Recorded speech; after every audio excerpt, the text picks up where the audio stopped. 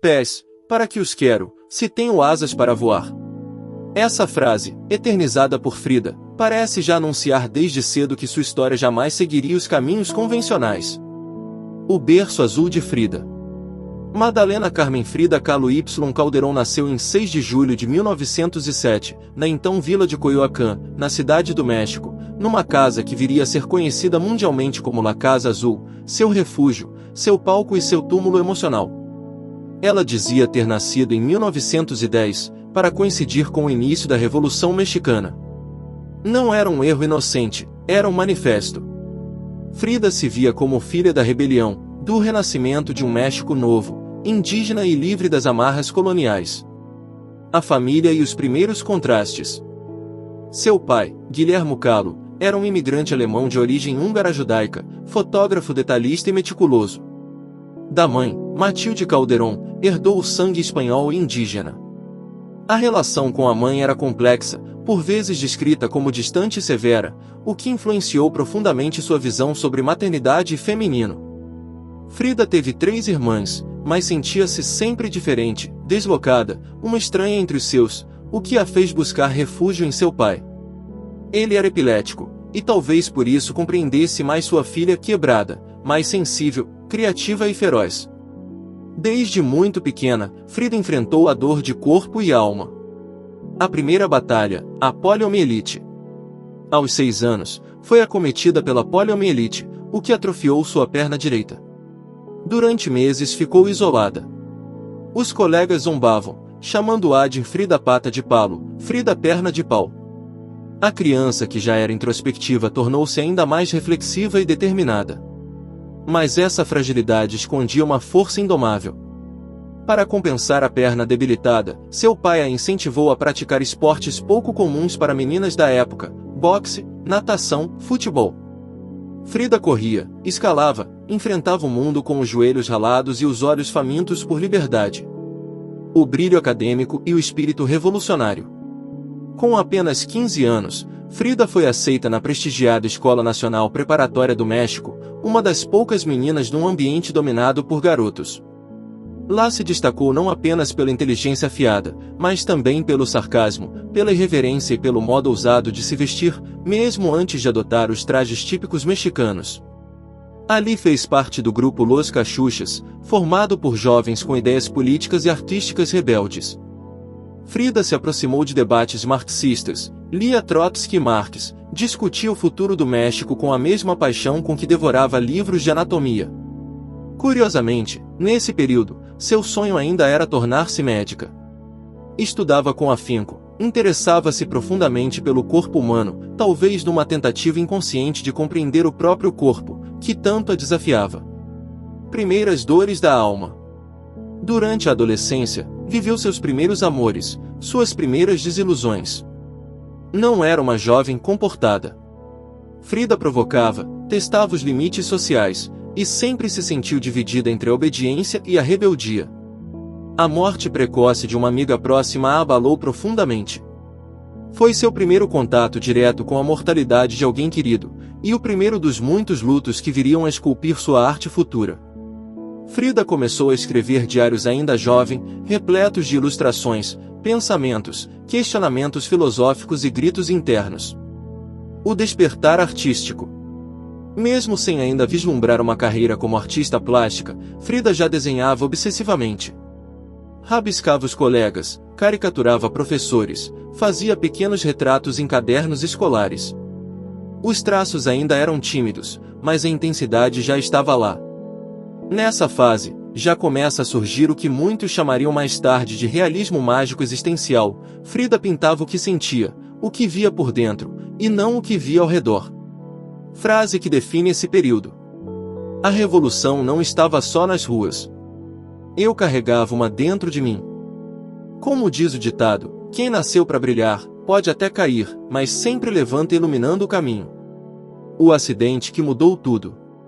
No dia 17 de setembro de 1925, aos 18 anos, Frida Kahlo sofreu um dos acidentes mais graves registrados na história de transporte urbano no México. Ela estava num bonde que colidiu violentamente com um outro veículo. Um corrimão de metal atravessou seu corpo pela pelve e saiu pelas costas. A cena era tão brutal que muitos pensaram que ela não sobreviveria.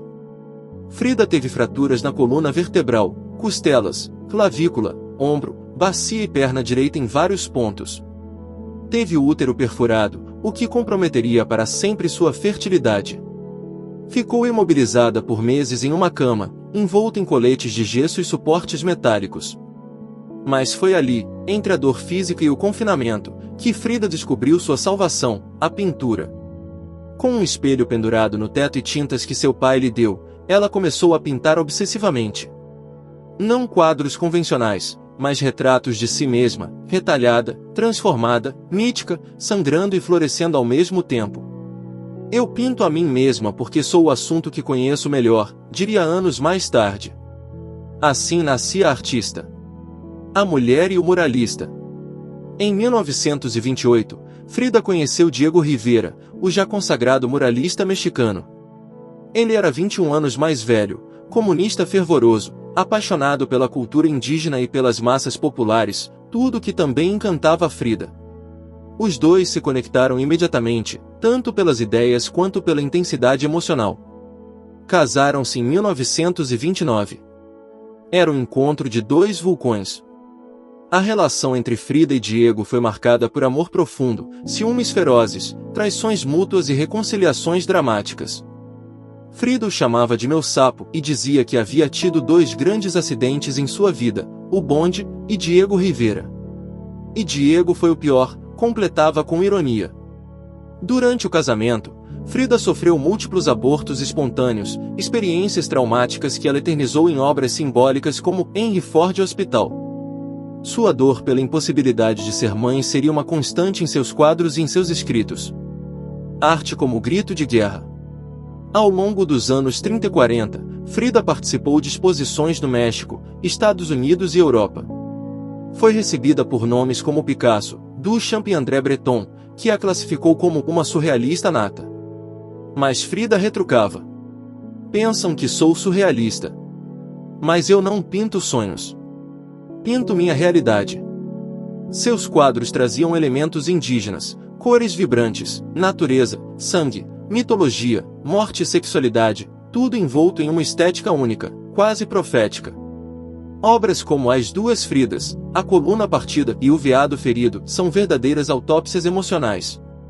Frida também desafiou padrões sociais com sua imagem, vestia-se com trajes típicos de Terruana, adornava-se com flores, usava sobrancelhas unidas como símbolo de força, e fumava, bebia e amava como bem entendia, homens e mulheres.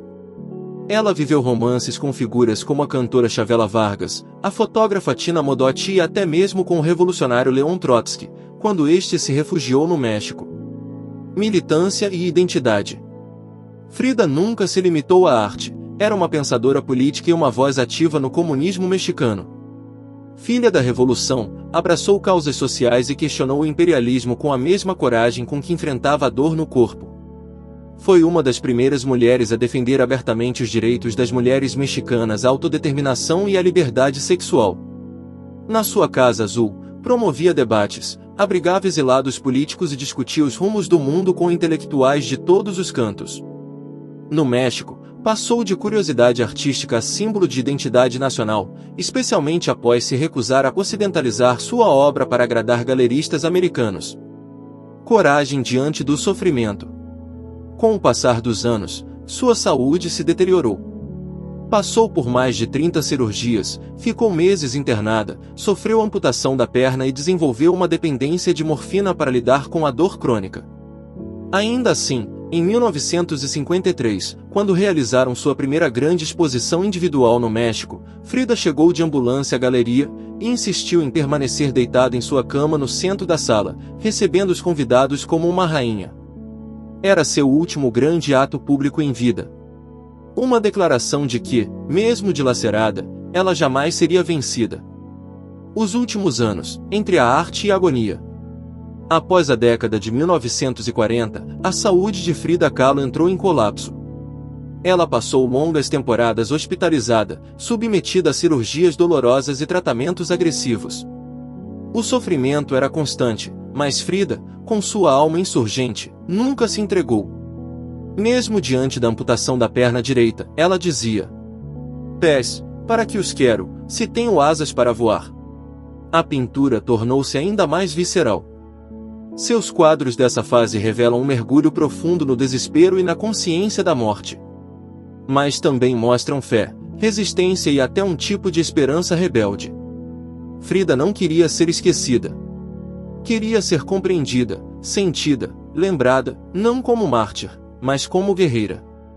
Em 1953, a tão sonhada exposição individual no México finalmente aconteceu. Mesmo debilitada, Frida chegou de ambulância e foi colocada numa cama no centro da galeria. Cercada por suas obras e por admiradores, ela transformou um momento de fragilidade em triunfo artístico. Foi seu último grande momento em vida. A morte, adeus ou início de um mito.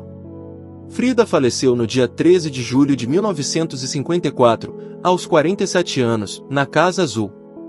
A causa oficial foi embolia pulmonar, mas há quem defenda que tenha sido suicídio, pois Frida já expressava um cansaço existencial profundo. Em seu diário, escreveu poucos dias antes: espero alegre a minha partida, e espero nunca mais voltar. Suas cinzas permanecem até hoje na Casa Azul, ao lado de retratos de Stalin, Marx, Lenin e Mao, símbolos do seu idealismo político. Mas ela voltou. Voltou nas camisetas, nos museus, nas manifestações feministas, na arte contemporânea, nos corpos tatuados de fãs ao redor do mundo, nos palcos de teatro, no cinema e nas redes sociais. Frida virou lenda. E lendas não morrem. O legado, muito além da pintura. Frida Kahlo não foi apenas uma pintora. Ela foi um movimento. Uma estética. Um grito. Um espelho para todos que se sentem fora do lugar. Para mulheres, para pessoas com deficiência, para artistas, para amantes, para quem sofre, para quem resiste. Sua arte quebrou os limites da tela e invadiu o cotidiano. Suas obras tratam de temas universais: identidade, dor, sexualidade, maternidade, pertencimento, revolução. E por isso tocam fundo até hoje.